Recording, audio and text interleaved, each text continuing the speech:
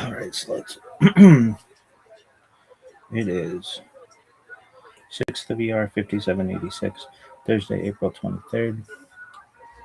No one really knows for sure. Elve Elo Differ Elo Kim Chaim, but this is the Mazar we live by.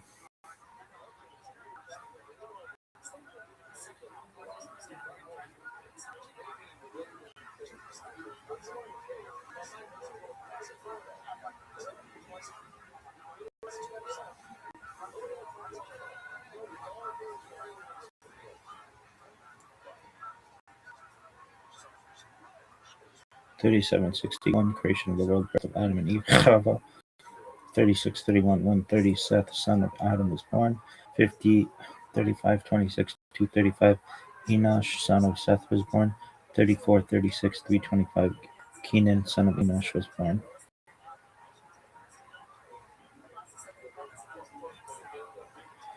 Been doing this bitch 118 days, son.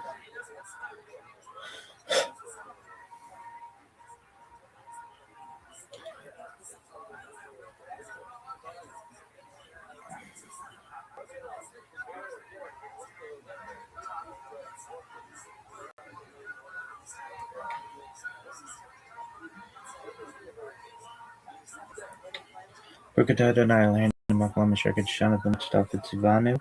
Al Sefirat HaOmer, blessed are you, Hashem, our God, King of the universe, who has sanctified us with his commandments and commanded us concerning the counting of the Omer. Today is 22 days, which is 3 weeks and 1 day of the Omer. May the merciful one restore unto us the service of the Beit HaMikdash in its place speedily in our days. Amen. Salah.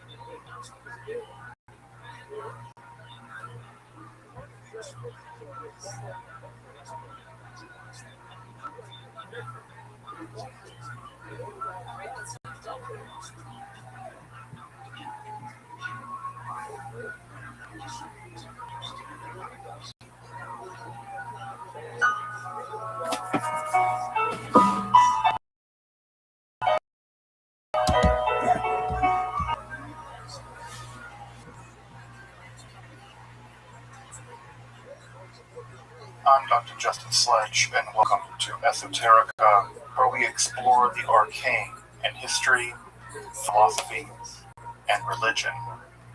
One of the most difficult aspects in starting to study Jewish mysticism and Kabbalah is getting a handle on just how those ideas developed over time. It's tempting to think that, for instance, Kabbalah has just always existed in the form that we have it, or that Kabbalah is just one thing at all. Of course, neither of these positions is really tenable. Such notions developed greatly through the ages and are still developing. And there are now, and there have always been, numerous mutually exclusive schools of Jewish mysticism and Kabbalah. This class is meant to serve as an introduction to Jewish mysticism and Kabbalah from the point of view of its incredibly complex development from the prophets of ancient Israel and to the rise of modern Hasidism in the 18th century. Of course, this series isn't meant to be exhaustive by any means, but only should serve as a springboard for deeper study and reflection, and hopefully it will also enable you to situate developments in Jewish mysticism and Kabbalah in their historical and cultural context, and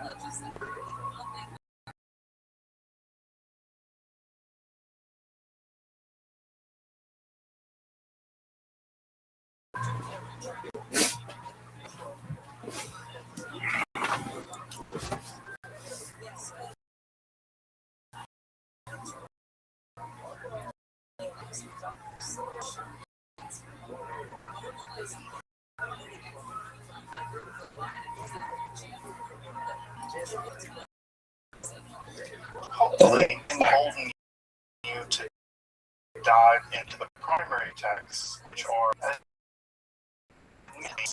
obscure. Congregation Tchia for allowing me to use these lectures to reach a larger audience here on Esoterica.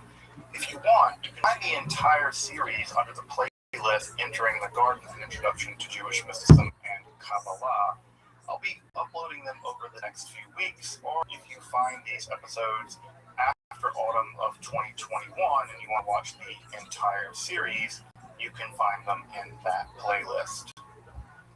If you find this series on Kabbalah interesting, I'd hope you check out my other content on topics in esotericism, and perhaps consider supporting the production of free academic and scholarly topics in occultism and hermetic philosophy by joining my Patreon, or perhaps with a one-time donation. You can find those links below, and appreciate your consideration. Now, let's enter the garden of Jewish mysticism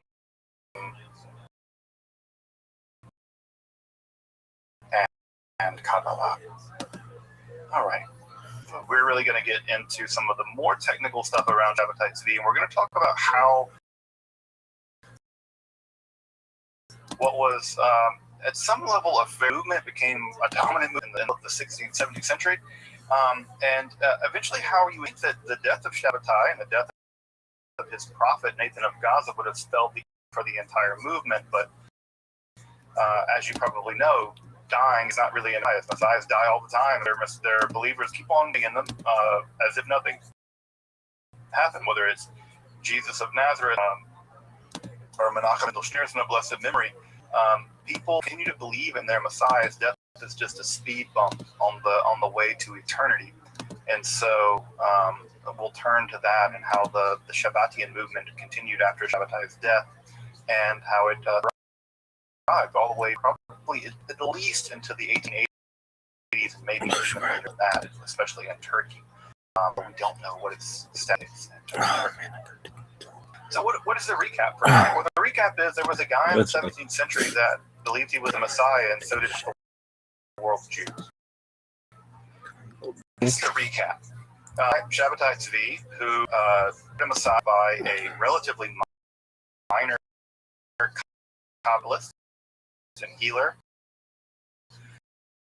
in Gaza, Gaza, 1665, although his intentions. And between 65 and 1666, half of the world's Jews seems to have accepted his messianic claims. And this is evidenced by the most classic example of the evidence for this is the prayer books that get printed. The prayer books that have pictures of Shabbatai Tzvi in them. The prayer books that have prayers for Shabbatai Tzvi. The letters that come over and over again from major rabbinical figures all over the Jewish world that affirm belief in Shabbatai Tzvi as the Messiah. And we talked a bit last time about the life of Shabbatai Tzvi, the sort of the ups and downs of his life, Nathan Gaza and Shabbatai Tzvi. But what we didn't get into last time is exactly Legend.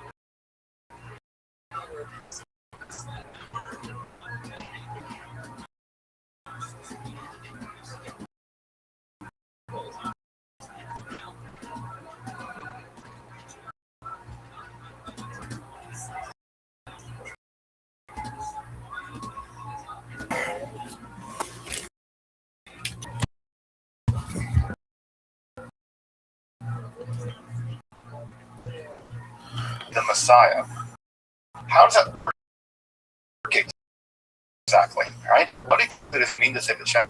And this tell our things here on Kabbalah is that one can only understand the messianic claims of Shabbatai Tzvi, or of Nathan of God, and that was justified basically. It was justified, it was underwritten by the Kabbalah. The Kabbalah in a messianic story that allowed Shabbatai Tzvi claimed that he was the Messiah for Nathan of Gaza to greatly popularize his messianism. Now, there's a couple things to know that are important about Shabbatai Tzvi and Nathan of Gaza, his prophet, and how they're really important to know, is that they don't really have the same occasion. Shabbatai Tzvi is he's kind of a yeshiva dropout. He's very talented, he's very smart, and of course he's very charismatic, more charismatic than anything else, I suspect. But Shabbatai Tzvi doesn't have a very strong grasp on Kabbalah. He's very well. We know that. He's been studying the Zohar since a very strong grasp on the Zohar. But the developments in the Kvaran system of Kabbalah, the developments in the world of Sfat, the world of Lurianic Kabbalah, there's actually very evidence that Shabbatai Tzvi had a growth development. He doesn't seem to understand or appreciate or have education in the very complex world of. So we have just an education level when it comes to Kabbalah and Shabbatai Tzvi and Nathan of Gaza. Now, Nathan of Gaza, which is really about Nathan of Gaza, is he is hyper development in Lurianic Kabbalah. And I mean hyper aware. He is so well educated that if you read some of his Kabbalistic works, which are among the most technical Kabbalistic texts written at the time, he knows very subtle differences between different schools of Kabbalah. So he even knows differences between how very technical ideas in Lurianic Kabbalah are being debated among very high-level people in that world. For instance, people like Israel Sarug and Chaim Vital. So Nathan of Gaza is someone who knows these conversations. He is a technical maestro when it comes to the developments. He's at the cutting edge at some level of some of these developments. And it's going to be really important because how Nathan of Gaza is going to justify Shabbatai Tzvi's messianic claims are going to be by appealing to and what's the right word? augmenting, changing, corrupting, whatever word you want to use. He's going to be relying heavily on Lurianic Kabbalah, but he's going to do his own thing too. He's going to do his own thing. We'll see this in just a moment. Shabbatai, for him, his messianic claims, which we can see in his letters, are not justified by appealing to complex ideas in Lurianic Kabbalah because he doesn't know much about it. He's claiming that he is the Messiah because God chose him and because he has a relationship with God. That is to say, Hashem and Shabbatai are friends. So when Shabbatai calls God by God's name, Yod-Heh-Vav-Heh, Shabbatai doesn't imagine he's doing something transgressive. He knows he's not supposed to do it. But he has this intense personal relationship with God that he can call God by God's name. So for him, for Shabbatai, it has nothing to do with some very complex Kabbalistic mythological stuff. It has to do with the fact that God and Shabbatai are close. That can and God have a relationship. And that relationship is one of anointing. It's one of I've been invited in the world of the Godhead, and I have a relationship with Hashem. Now, that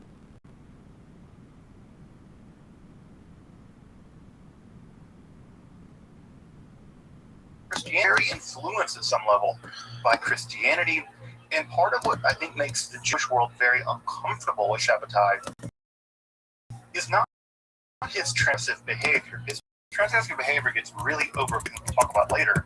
His transgressive behavior is his syncretism. He's okay with the idea of incorporating Christian elements, with incorporating skill elements, with incorporating Islamic elements. That's what worries the Jewish establishment. It's his syncretism that makes them really angry. Of course, he does these transgressive things, and that pisses him off too. But really, it's the syncretism that really gets him. And I think that's something that's coming forward new in the scholarship. And we were just talking about this before the recording started, is that part of what's going on now in the scholarship, we're now beginning to realize that Shabbatai Tzvi was much more at the helm of understanding what was going on than the previous generation of scholarship, mostly Gershom Scholem, thought. Scholem basically thought that at some level, Shabbatai Tzvi was a yeshiva dropout who had no real understanding of Judaism, much less really Kabbalah, and that he was a mentally ill person that rode on the coattails of the great prophet Nathan of Gaza. That was the theory that really, if you read Scholem's work, that's the theory that goes. More recent scholarship by Leaves and other kind of folks, Pavel Majenko, we really now know that's not true. Reasons for why he thinks he's the Messiah, as opposed to why Nathan of Gaza thinks it. So we're getting a much more complicated vision of who Shabbatai was, his theology, his ideas. The scholarship is continuing. So let's get into Nathan of Gaza. Let's get into Nathan of Gaza's theory, because that's going to really tie us back to the Kabbalah in a big way. So what does Nathan of Gaza think? Why does Nathan of Gaza think that Shabbatai is the Messiah? So it has everything to do with Kabbalah. It has everything to do with Lurianic Kabbalah. So just to rewind a little bit, right? You'll remember from the Lurianic theory that God was originally an infinite fullness, and that fullness filled the entire everything. And that in order to create creation, God had to contract God's self. And that act of contraction is called tzimtzum. Well, when God contracts what we call the Tehiru root, and the Tehiru, when it was evacuated, according to the Lurianic Kabbalah, it left behind traces of the divine. There are sort of fragment God left behind. I always imagine, you ever poured out oil from a cooking pan? There's always oil left, no matter how much you tip it over. You can't quite get all the oil out. The traces of the oil, the traces of the divine light, the Rishimu, coated or fragmented all over inside of the Tehiru, of the void. Well, some of those aspects of those traces within the divine void contained elements of divine judgment. Remember, divine judgment in the Kabbalah is always thought of when divine judgment is checked by other forces, that is evil. It's unbridled judgment. Well, those elements of deen, of unbridled judgment that remain inside of the void, those elements of unbridled vengeance and judgment, they sank the bottom of that void. As they sank the bottom of that void, those elements became the sort of the abyss, or the sort of demonic world, the bottom of that void of that when God zoomed. That area, by the way, is called the Golem, and Louis Kabbalah is called the Golem. It's the unformed world. It's just sort of chaos. It's a tohu bohu. It's this chaotic nightmare where all the evil has sunk to the bottom of the void. All right, so when God shoots God's light into that void, at the very tip of that spear, at the very tip of Yesod, at the tip of God's phallus, I suppose, at the tip of God's Yesod, the tip like plunged to the void, to the Tahir, and the tip of that, and this is where Nathan of Gaza comes in. This is not Lurianic Kabbalah, this is Nathan of Gaza. The tip of that void shoots all the way into the very bottom of the void, of the abyss, or the deep. And the tip of that is soul of the Messiah. The soul of the Messiah is the tip of the sphere, the tip of the light going all the way in. And as soon as it reaches the bottom, it comes back up. And all of God's remaining judgment in Ein Sof floods into the void, the demonic abyss, the golem. And the soul of the Messiah is the only thing good left at the bottom of that chaotic, nightmarish abyss of evil. And the soul of the Messiah is born, is deposited, according to Nathan of Gaza, at the very bottom of the abyss. And that abyss is filled with every form of evil imaginable. Every form of evil imaginable. The soul of the Messiah is born there, is put there. And there, the soul of the Messiah becomes infused with all this evil. And it's only through this unimaginable process where the soul of the Messiah has to redeem itself, has to climb out of this horrifying abyss of evil, that in the process of redeeming itself, eventually it pulls itself all the way up, right through these whole world of what I call the Tanaim, the dragons, the text, the treatise on the dragons. The Messiah's soul fights vigorously, strives to purify itself, re-purify itself of all this evil.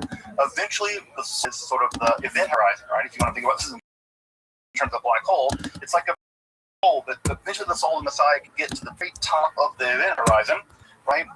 And just pop through. When it barely pops through this horrific world of demonic power, it's still corrupt. It's still confused. And so it's still some battle of good and evil. It's still deeply polar, really, really good soul of the Messiah. And really bad, right? World of the Klipot, the Shah.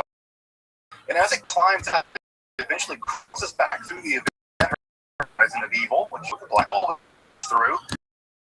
It's influence all. Defines the body defined, found the body, according to the Nathan of Gaza, of poor Shabbatai Tzvi. And folks, that explains Shabbatai Tzvi. That explains these, according to these illuminations and these darkness periods, his sort of manic behavior, manic depression. Explains why he can and yet do these transgressive things, where he says that the 17th of Tammuz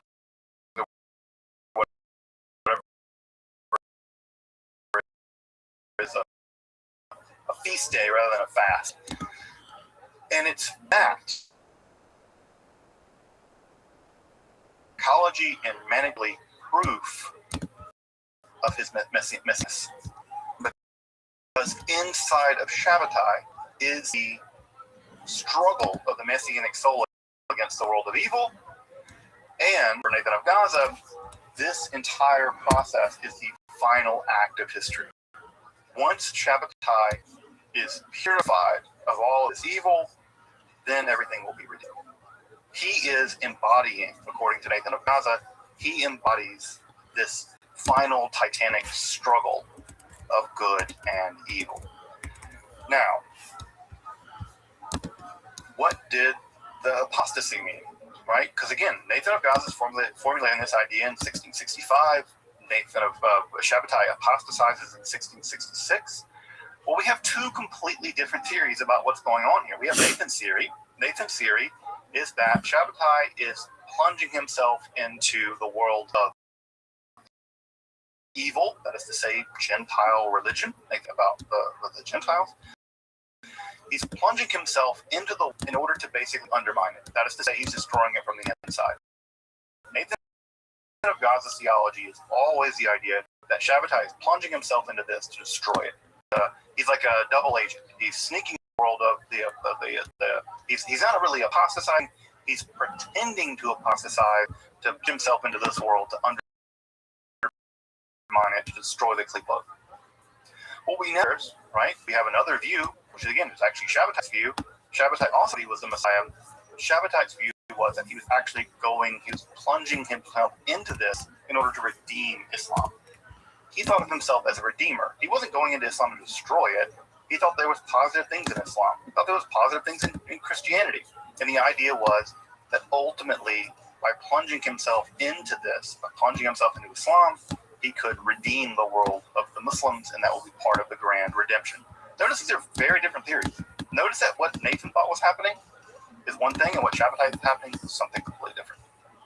So notice here, even the Shabbatian movement isn't coherent in terms of what they thought was happening in terms of Shabbatai's messianic mission.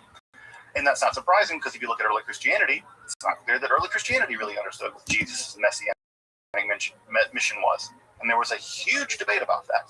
Paul thought one thing, James thought another, Peter thought something else. It's not clear that anyone really had a clue that Jesus' messianic mission was X, Y, or Z. You have these big debates in the church, ditto with the Shabbatian movement. Now, what do you about this, right, is that we have three important interlocking things that make this important. The first is all of them agree that whatever Messiah means, it's Messiah, which we talked about last time, which is the idea of a political Messiah. This is a spiritualization, the same thing that the movement did with Jesus. The Shabbatian movement does with Shabbatai, did it with Further, we have this quasi-Lurianic justification for Shabbatai's claims. Now, what's important to note about these sort of quasi-messianic justifications that they're going to be the ones that largely. Now, it's a case that some Shabbatians did have some letters of Shabbatai, but largely, what's going to stick is going to be the Lurianic quasi-read. I say quasi-Lurianic because a lot of this is not Luria. This is Nathan of Gaza sort of riffing on Luria. But yeah, riffing. And third, this is all part of a larger apocalyptic agenda, as we mentioned last time. Again, I cannot emphasize this enough. The 17th century, the mid-17th century, was an age of hyper-apocalypticism.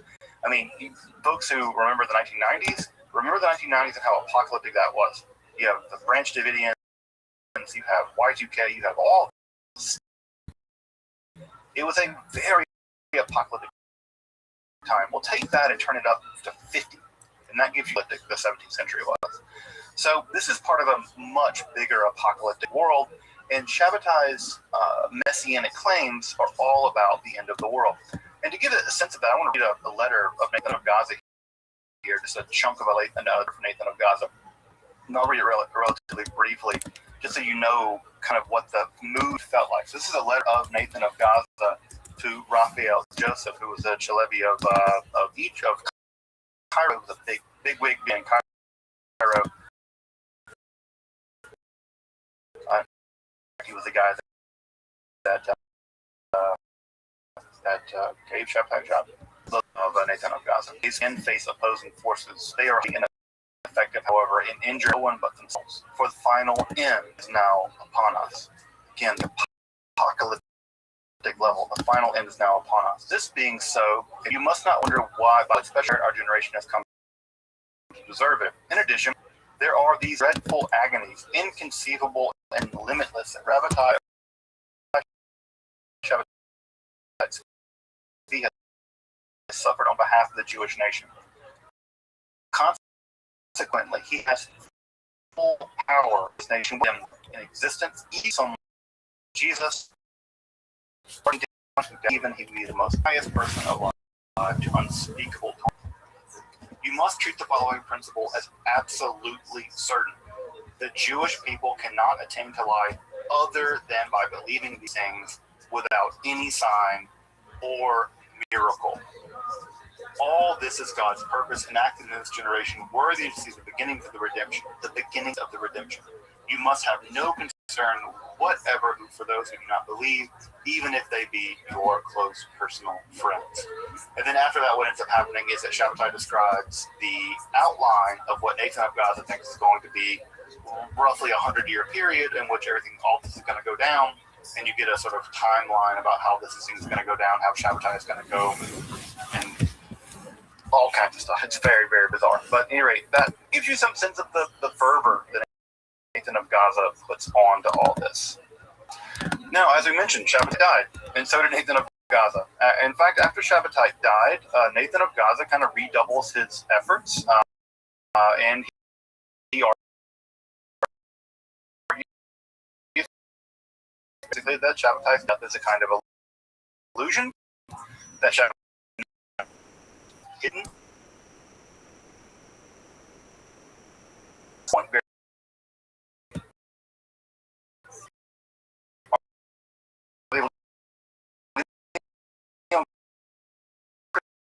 Christianity at some level here.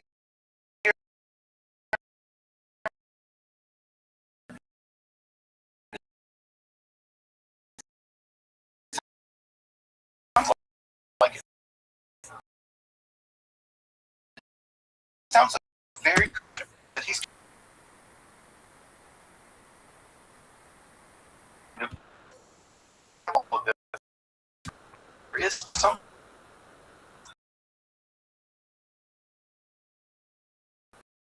actually not dead, and over and over again these predictions that Shabbatai will appear this year and this year and this year, and eventually Nathan of Gaza. Well, Nathan of Gaza dies, and as soon as Nathan of Gaza dies, the movement immediately begins to fracture. Because of course, when you have Nathan of Gaza, who is probably one of the more talented Kabbalists to basically continue to steer Kabbalah, the movement begins to fall apart.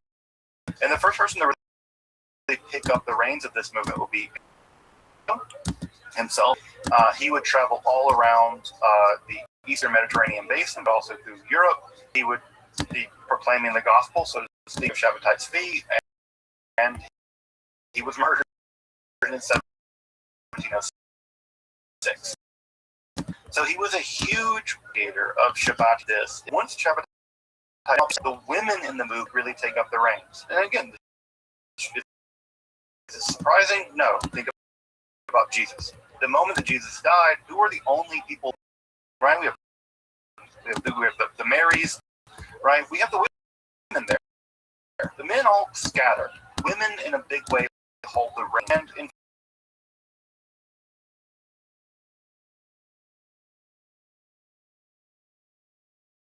in propelled the movement after Shabbatai had died. Now you'll remember that Shabbatai remarried after his first wife died, and his second wife, Aisha, or Yocheved, she went by both names. Actually, Aisha, or Yocheved, declared that her younger brother, Yaakov Corrido, was in fact the reincarnation of Shabbatai's feet. So what we have, again, is the use of Lurianic Kabbalah, the idea of soul roots, and Gilgul HaNeshemot, the idea of reincarnation, being marshaled to show that there's a continuity of Shabbatai's feast soul. He's not dead. He's just reincarnated. He's reincarnated, of course, into the younger brother here of Aisha Yocheved.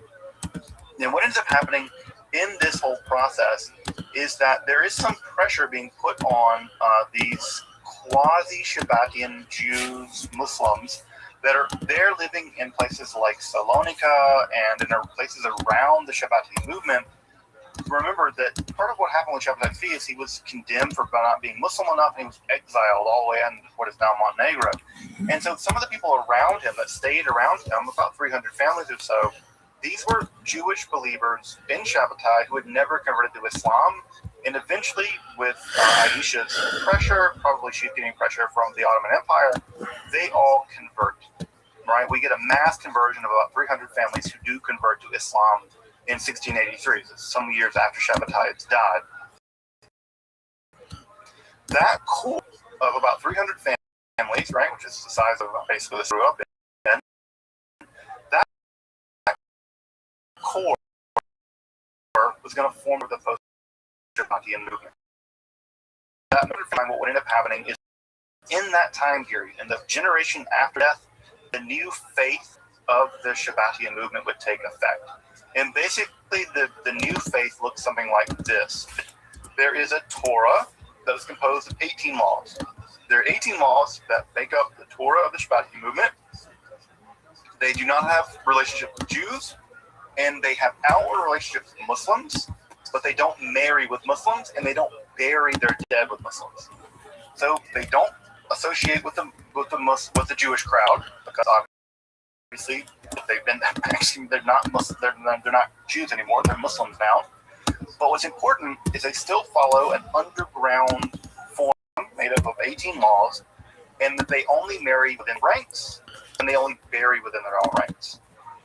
And what ends up happening is this group of converted Muslim Jew Shabbatian people, they usually observe Islam completely.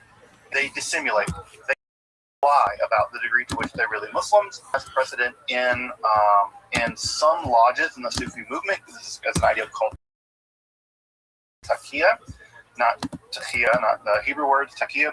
This is the idea that you can have Sufi beliefs. If those Sufi beliefs can get you physically endangered, they can endanger you. So what they're living is basically a dual life. They're living quietly as kind of Jews, but publicly they're living as Muslims.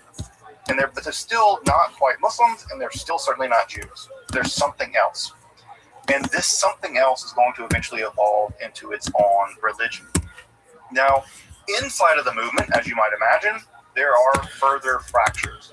The two major fractures, and there's going to be three major fractures within the Shabbatian movement that will occur. The first major fracture is that there's going to be another incarnation, a so-called incarnation of Shabtai Tzvi and Berechia Russo, who's now Turkish as Osman Baba. He'll die in 1720, which, by the way, is telling you how close we're getting to modernity, by the way. And he's declared to be one of the really important, he's been declared to be the legitimate inheritor of the Shabbatian nation of Shabbatai Tzvi.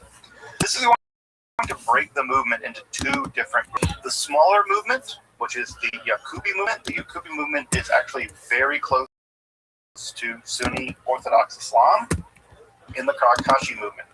And the Karakashi movement is going to be much more syncretistic. We're going to maintain some relationships with Judaism, but it's going to more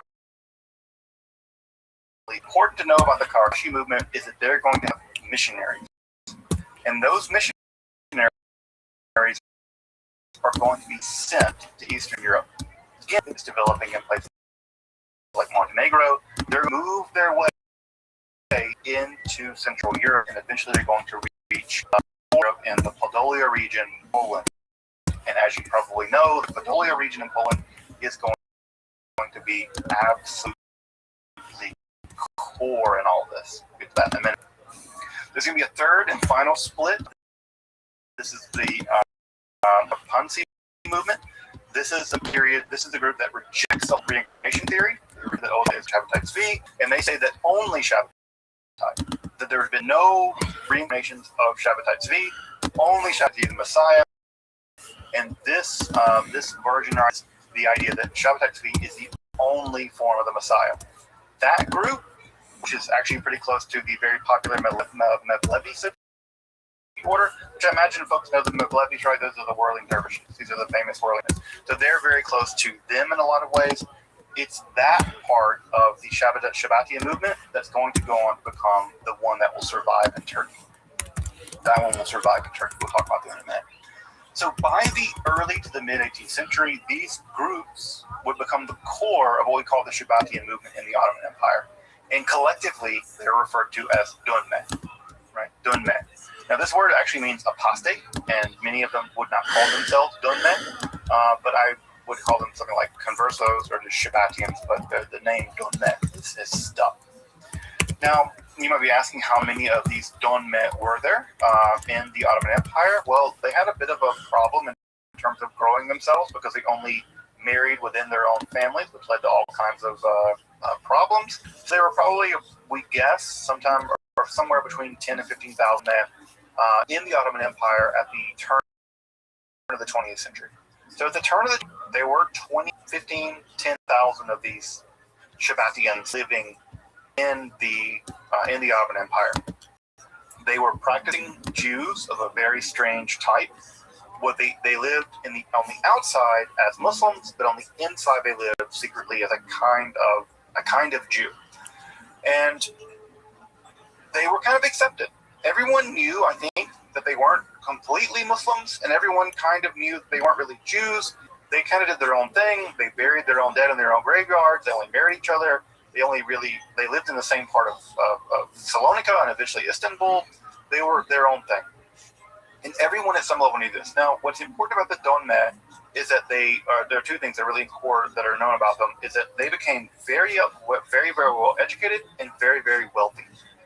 This is often true for very tight communities, right? That is to say, they became skilled tradesmen, and they kept their money indoors, and they become actually educated and actually quite wealthy. And they were some of the early toward the West process of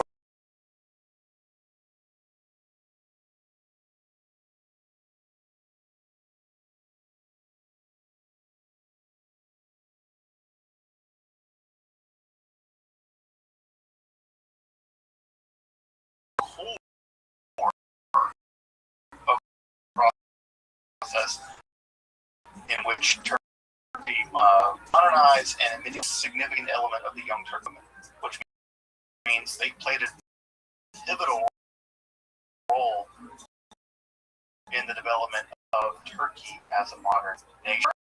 In fact, the foreign ministry for the new Turkey would be a Karachi. That's a leading member of the Turkish government, was Donme. So now the problem with this is war on. Turkey and of course Israel came into warheads about all kinds of things, and what ended up happening was that there was a huge anti-Semitic backlash in Turkey, and that anti-Semitic backlash caught the Donme. The Donme were thought of as secret Jews, and the idea they were secret Jews was even more terrible. And so men basically completely abandoned any Judaism, and many of them completely secular. But the question now these days is, are there any Donme in Turkey at all? And we don't know. We don't know. I think I mentioned this last time in my last lecture on the Shabbatians. I had a student in a class, I taught her Shabbat speak. She came from Donme family, and she said that in Turkey, that she would ask, they were Karkeshi people, or from a family of Kompasi people, but a secular person, father was secular. My grandfather may have visited,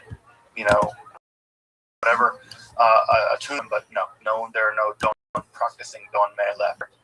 The problem with this, of course, is we don't know, because part of what the Donme do is they don't tell anyone they practice this. They practice this idea of takia, which means they don't make it public. They are, in fact, Shabbatians. So are there Shabbatians left in Turkey? Maybe. Probably not. They're probably extinct. But are there Donme families left in Turkey? Probably. Yeah, there are definitely Donme families left in Turkey. But are there any practicing Shabbatians in Turkey? The data seem to indicate no. It seems to be an extinct religion.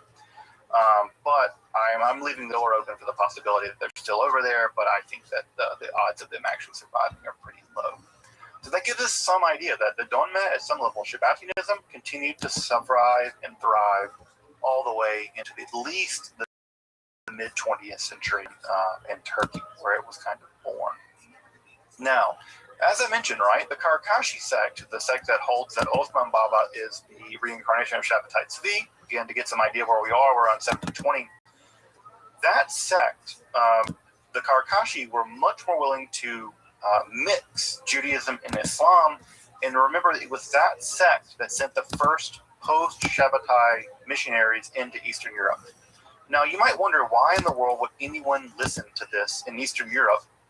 Why would Jews hear these guys out? Shabbatai's dead. He's been dead for a generation.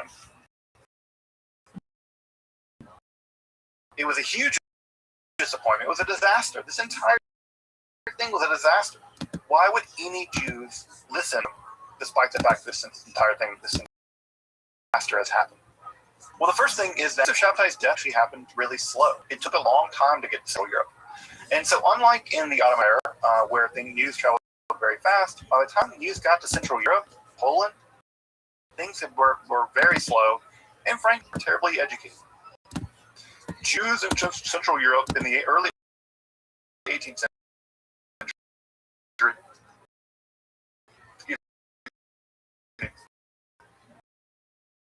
Jews in Central Europe in the late 17th century, in the early 16th century, inclined group of people. Remember, some of the Ashkenaz, the Ashkenaz have historically been very interested in supernatural. The knowledge of Kabbalah at that time was very, very piecemeal in that area. Kabbalah in other areas was much higher, but at this point, early on in late in the 17th century, knowledge of Kabbalah was very, very, very piecemeal, very fractured. Those people coming in, some of these Karkashi missionaries carrying the gospel of Shabbatai Tzvi, had a much higher degree of Kabbalistic education at some level than the local people did. So this is very... Further, Orthodox Judaism in this region was much, much more oriented at the level of practice than belief. What really mattered for these people, and this is true for many factions of Judaism, is it matters much more what you do at some level than what you believe. And so belief was a bit more weird. You could have a much more broader range of belief and still practice Judaism. You could believe all kinds of things about werewolves, vampires and stuff, and it was okay as long as you practiced Judaism in a nominal way. And further, these communities were very precarious. You're talking about a place where during Shabbat, right before Shabbatai's life, it experienced a giant pogrom that killed 100,000 Jews probably. And this entire area was subject to constant problems with the local population, where there are constant pogroms. And so there's also just a level of instability and fear and messianic claims in environments like that, where there's precarious existence, they become much more tenable. It's much more easy. Poor, uneducated people who live a precarious existence of the existence of a Messiah that will save them. True, we can see that playing itself out lots of times in history. When the Shabbatian movement landed in Central Europe, in general, it kind of took. It's always going to kind of take in Central Europe. Talk more about. Now, what's important to know about the after of Shabbatai Tzvi's apostasy in 1666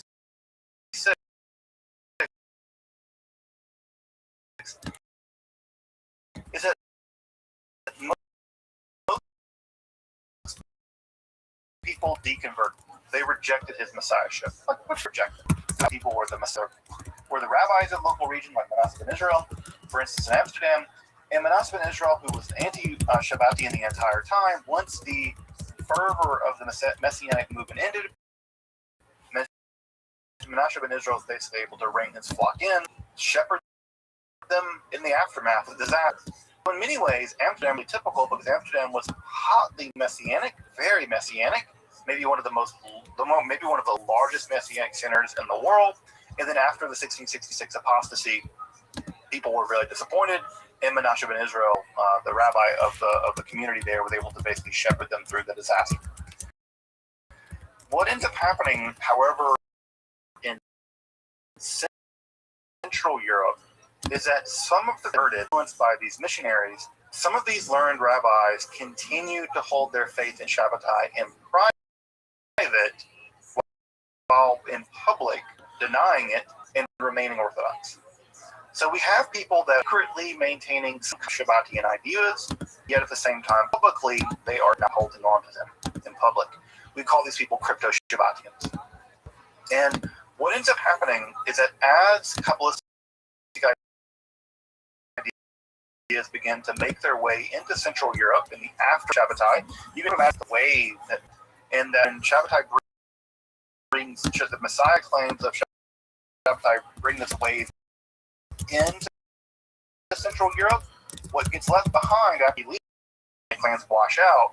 What gets left behind is the Kabbalah. He brings in the Kabbalah, and then he comes out because he apostated or whatever, and what's left behind is the Kabbalah.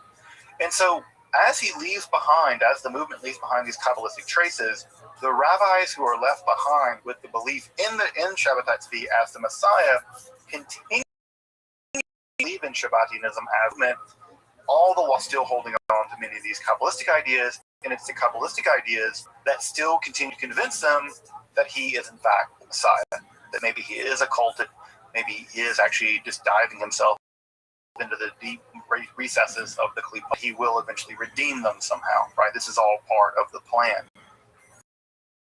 And what ends up happening is that very early Kabbalah in Central Europe is always at some level tinged with a Shabbatian element. All of Kabbalah in Central Europe in the early century, late 17th century, is going to be tinged with Shabbatian elements. And there are a lot of crypto-Shabbatian works, right? Chemdat Damim, Shavdat Musar. We have other kinds of movements, other kinds of texts that are incredibly influential. We'll talk about that influence in just a minute. And this ultimately erupts in the Emden Ibishud's controversy. And the Emden Ibishud's controversy is a situation where two one is declared to be a Shabbatian. He's declared to be a crypto-Shabbatian. And he denies it. He says, no, I'm not, no, I'm not, no, I'm not. This debate, by the way, was not settled in their lifetime. Both Emden and Ibishud's eventually died. And for a long time, people believed that Emden's critique of Ibishud's was that he was not really a Shabbatian. Now we know, probably was. We actually have to believe was in fact a Shabbatian, crypto. In fact, to this day, it's not even clear who was and who wasn't. We still don't know who was a Shabbatian and who wasn't at this time period. This would be a minor issue of the most important Jewish movement in basically the modern period, and that movement, of course, is Hasidism. And so in many ways, the disdain between the Shabbatians and the anti-Shabbatians, the crypto-Shabbatians and their condemners, is also going to track to the rise of Hasidism and the Misnagdim, the people that condemn them, the opponents of the Misnagdim in the century that comes later. Now, I'm going to make some really controversial statements that will make people who are very amenable to Hasidism maybe a little upset, but the data is now showing, the evidence is now showing that early Hasidism and Shabbatianism, there is a relationship there. It's obscure and it's difficult, but there are so many overlapping elements of both early Hasidism and European Shabbatianism that it's, I think, undeniable that at some level, the Hasidic movement, at some level, is at least influenced by Shabbatianism. I don't want to say an outgrowth of Shabbatianism. I don't think that's true. But the idea that they're completely distinct, I think, is no longer holdable by the Hasidic movement. They would deny it, but I think it's there. So why do I think that? Well, it's, for instance, things like the role of the Tzaddik or the Rebbe, the idea that they're a sort of intermediary, a kind of quasi-Messiah, as they act as sort of a intermediary between them and God. The Rebbe is often sometimes thought of as engaging in transgression for the sake of heaven. This idea that they suffer on behalf of the community, for the community. The emergence of both of these movements, the Shabbatian movement and the Hasidic movement, both emerge in the exact same region of Poland, the Podolia region. It's from there. We'll talk about Hasidism next time, but I'm just saying I do think that the Hasidic movement and the Shabbatian movement that there's some overlap. Both of them are very influenced by Kabbalah, Lorraine Kabbalah. There's an antinomian streak in Hasidism. Obviously, you can find that in Shabbatianism as well. There's this stuff of Avodah Bagashmiut, the sort of physical stuff that the Hasidic people do. It also seems to be also typically Jewish law-wise very conservative, but there's still an antinomian streak, and there's even legal innovations in Hasidism that are not to be found in the Misnag movement. For instance, the wearing of that is deeply influenced by Kabbalah. It's not to be found in more Litvak style Judaism. That's an element that comes especially in Hasidism. As you probably know, the world of Hasidism is very court-like. It's very royal. The Rebbe is treated almost as a kind of regal figure, as a kind of king, and there is a quasi-messianic attitude toward the Rebbes in the Hasidic movement. We know that Shabbatian text played a huge role in early Hasidism, especially Yamim, and in many ways, the Misnah movement, the Litvak movement, the movement that was very critical of Hasidism, saw in many ways Hasidism extension of the Shabbatian movement. And early on, when it was after the early Hasids, he really claims that they, under the hood of it all, is Shabbatianism, that they actually are Shabbatians. Now, I think that in general, does the Vilna Gaon overplay his cards? Maybe he does overplay his cards. But is he completely off base? I don't think so. I think the Vilna Gaon's not crazy, and he's not a fool. I think he's not just being polemical or saying political. I don't think he's just writing these people off. I think there's actually a relatively strong argument to be made that there is a strong influence of the Shabbatian movement, the crypto-Shabbatian movement in Central Europe, especially the region, on early Hasidism. But we'll get to Hasidism next week. Now, in Podolia, the region I just mentioned in Poland, this movement continues to change and it continues to mutate, and it will mutate into perhaps its most absolutely bizarre form under the leadership of Jacob Frank. Jacob Frank was born into a Shabbatian family. He left Podolia to move to the Ottoman Empire. He joined up with the Karakashi sect. In fact, Osman Baba was a witness at his wedding in 1752. 1752, folks. We're in 1752, FYI. This is 25 years or so until, the American Revolution. So he moved back to Podolia, and he begins to a pretty serious quasi-transgressive form of Judaism, and we have what is called the Lantern Affair, where it seems like in a synagogue he may have had a naked woman who was he thought the embodiment of the Torah, kind of sex stuff in the synagogue, dancing around this naked woman who was the embodiment of the Torah. And in 1751, him and his followers were executed by the local rabbis. Now, there is an idea that gets attached to Frankism and Shabbatianism, which is called mitzvah haba'ah avera. This is sometimes translated as redemption through sin, but this is a complete misreading of what's going on in Shabbatianism. In fact, almost everybody who totes this idea, I think, is just misguided. This idea of redemption through sin, that you have to commit sins to become redeemed, this idea of mitzvah haba'ah avera, this idea never occurs in, to my knowledge, any Shabbatian writing. It gets hoisted onto the Shabbatians over and over and over again that what they're doing is engaging in antinomian behavior. They're engaging in violations of the Jewish law in order to hasten redemption, in order to redeem the klipot and redeem the klipot, in order to somehow redeem sin through, or redeem themselves through sin. There's just virtually no evidence that this for practicing Shabbatites feeding makes that argument. Neither does Nathan of Gaza. But this term, mitzvah haba'ah, which is an idea actually founded, has to do with can you commit do mitzvah with a with a forbidden object. So can you wave a stolen lulav and esrog? And the rabbis say no. Right? You can't commit a mitzvah breaking another mitzvah.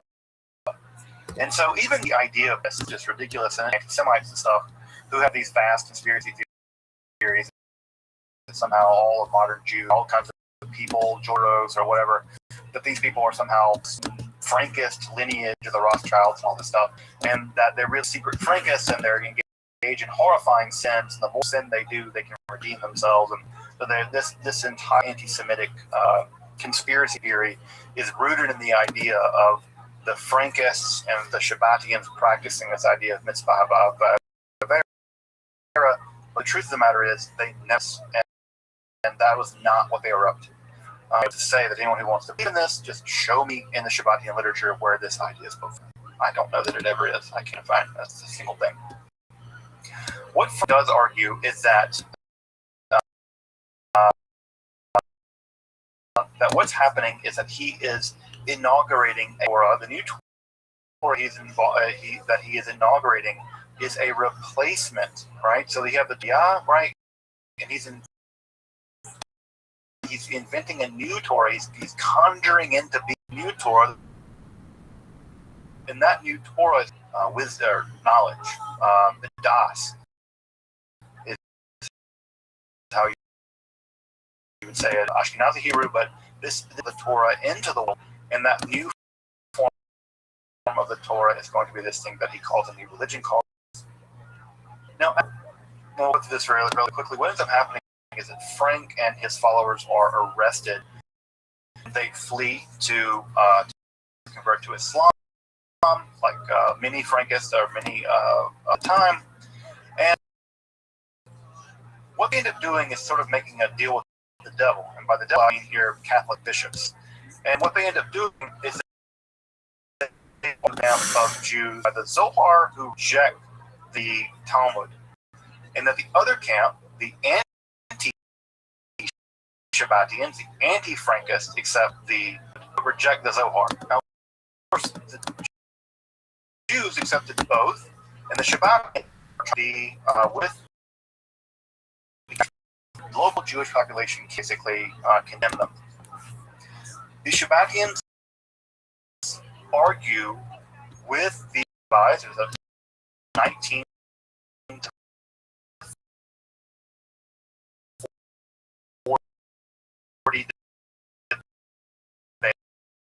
and the bishop is take the bishop, whoever, and the bishop obviously sides with the Shabbat, and Talmud is happening again. Hit bishop in 1757. He dies, and a new bishop emerges who is no longer a friend. At this point, Frank declares that he's actually the reincarnation of Osman Baba and Shabbatai Tzvi, and he begins to that. Oh man, this gets so complicated. There's a local bishop who wants to basically prove the blood libel's true and sacrifice and kill the host. This sort of classic anti-Semitic nonsense. He holds another dispute in Lvov, 59, a blood libel be converted, and Nathan and Frank, September 17th, 1759, they side with this bishop, land and stuff, and also the Jews, including Frank, also standing. And in Catholicism, 3,000 Jews are converted to Catholicism on the 6th of September 1759. It's a disaster. I don't think Frank himself even thought this was going to happen. Now, Frank, being, I think, completely full of himself and I think just delusional with power, holds that this is part of the plan. Just like Shabbatai had to convert to Islam, well, Frank, being the reincarnation of Shabbatai Tzvi and Osman Baba, he's going to plunge himself into the world of Catholicism. And after he converts, he lives a life of a Polish noble. He lives a life of a Polish noble. He's wearing fine clothes, doing all this stuff, but at the same time, he is also engaged in very, very heterodox behavior. And in a way that the Turkish court would accept Shabbatai engaging in very strange behavior, the local Catholics aren't having it. They are not having it. Eventually, they arrest Frank, and he is basically sent to prison in a monastery for 14 years. So he's arrested and sent to a monastery for 14 years because they do not want to deal with him. The Catholics are not playing around, perhaps in the way that the Turks were. In 1772, Russian forces invade Poland, and they release him. They actually release him from this monastery where he's being kept, and he kind of cozies up to members of the Holy Roman Empire. He gets comfortable with Joseph II. He meets Paul I, the future Tsar of Russia, and it's in that time period that he writes his principal Frankist Shabbatian work, a text called The Collection of the Words of the Lord, which is published in English now. What ends up happening is that he gets into kerfuffle with Joseph II, the emperor of the Holy Roman Empire. He's expelled from the court, and he ends up settling, and eventually he dies of a stroke in 1791. 1791, right? We're like in the middle of the French Revolution at this point, right? 1789, we're just not far out of terror. The point, about 1791, his daughter, Ava, takes control of the movement. Again, it's women who rescue this movement. There are about 25,000 Frankists. That is to say, Catholics living as crypto-Jews in Poland in the late 18th century. And what ends up happening is Ava Frank leads the movement into the future, basically building a giant court around her. She actually claims that she's the daughter of all these Russian royalty or whatever. And there is a huge Shabbatian center at both Warsaw and Prague, both under her control. And she lives like a princess, folks. I mean, people, like, the amount of money that she spent to maintain her lifestyle basically bankrupted the movement. And when she died in September of 1816, the movement was so heavily indebted that it had to collapse under its own weight. I mean, she lived like a monarch in the area. By the 1880s, we know that the movement sort of limping on, although many people began to realize that just being Catholic is a better idea than trying to maintain this bizarre double life. And so many people through the 1860s and 70s began to convert and began just to be Catholic. We just continue to be Catholic. And by the 1880s, we have very little evidence that people are practicing crypto-Judaism anymore. They're Shabbatians, but they're very emotionally Ava Frank. And Frank became sort of a cult of personality all of her own, and it became less about Shabbatai Tzvi and less about Nathan, less about Frank and more about her and her cult of personality. And what we end up having is people basically by the 1880s largely converted to regular old Catholicism, although some people decom Judaism, so there's a bit of a split there, and to evidence that split, you may know this family. It's a very Catholic family that becomes a pretty Catholic, pretty famous Catholic person. I'm sure I'm going to pronounce their name wrong, but you probably recognize the Wojtyla family. You probably know who that is. The family of John Paul II. That's the family of John Paul II. There is good evidence, good reason to believe that the former Pope, John Paul II, is a descendant of one of the converted Frankist families, right? Now, that's the side that became Catholic. Obviously, John Paul II is pretty Catholic, and he comes probably from one of these Frankist families. On the other side, another group of families that deconvert, they go back to Judaism, and a kind of liberal Judaism, a kind of Turkish-style Judaism, like the Young Turks, a very liberal, progressive form of Judaism is the Brandeis. And of course, the Brandeis, as you may know, Louis Brandeis became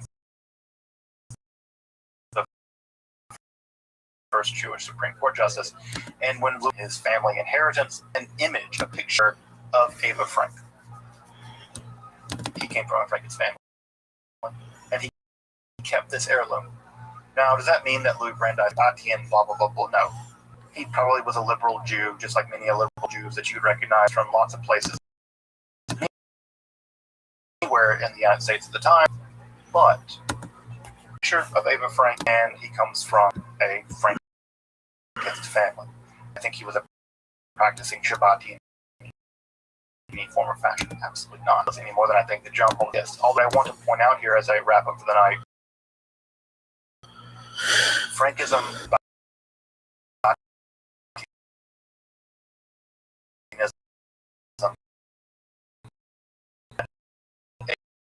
a huge impact on the development of Judaism. To the Judaism in Central Europe, the rise of Hasidism is probably at some level a Frankist movement. They're part of at least a Shabbatian, an expression of a kind of Shabbat Hasidic movement by this.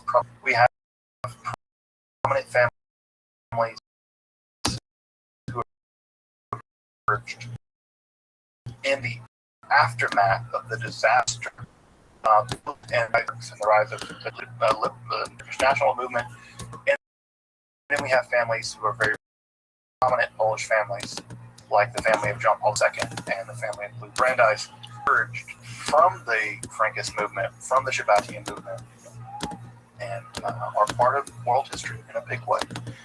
There are even neo-Shabbatians. There are neo-Shabbatians. In fact, my channel, the Ezra channel, I have a couple of folks who are neo-Shabbatians. I expressed the idea that Shabbatism was a disaster. I apologize for that. I think it was a catastrophe. But I think if someone finds Shabbatai Tzvi to be an interesting figure, but what I just want to hammer home tonight, as I wrap up this lecture tonight, is that we cannot imagine Judaism coming into modernity without Shabbatai Tzvi. Shabbatai Tzvi is the bridge, in many ways,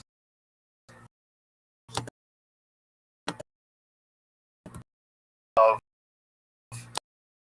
Judaism from the world of the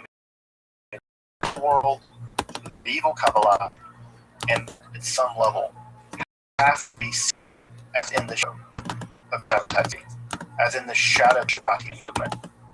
All of the Messianic stuff and the Chabad Lubavitch movement, Reform Judaism, all of it.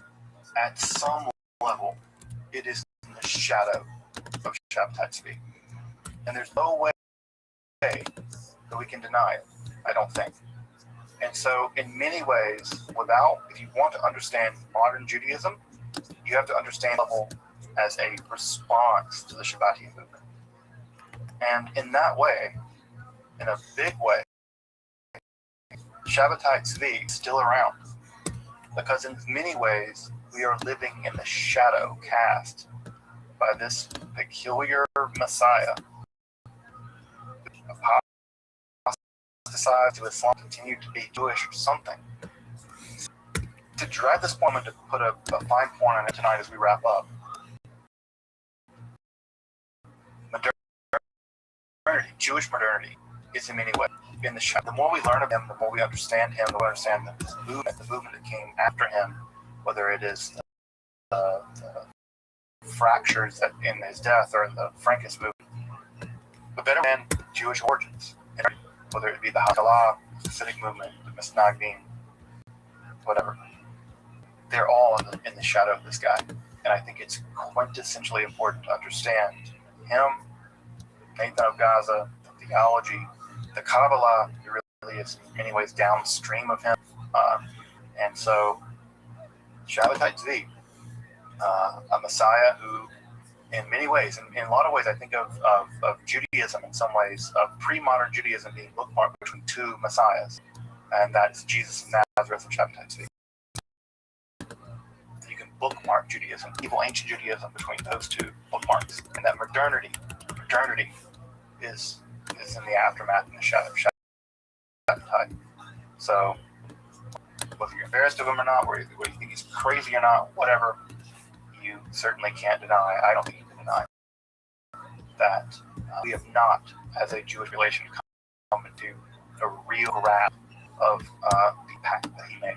And I think that we're worse off for that, and I think the better we understand Shabbat and his Messianic movement and vicissitudes, the better we will understand Judaism, the better we will understand Jewish modernity, and the better we will understand Zionism, and all of that. And if we don't do that, we do that at our peril. Welcome back, and thank you for joining me as I explore the garden that is Jewish mysticism and Kabbalah. Again, if you'd like to support my work of providing accessible, free, and scholarly content on topics like Kabbalah, alchemy, and the occult, along with magic and Hermetic philosophy, consider supporting my work on Patreon, or perhaps with a one-time. You can find those links below. Until next time, I'm Dr. Justin Sledge, and thank you for watching Esoterica, where we explore the arcane in history, philosophy, religion. Sorry, bro. Okay.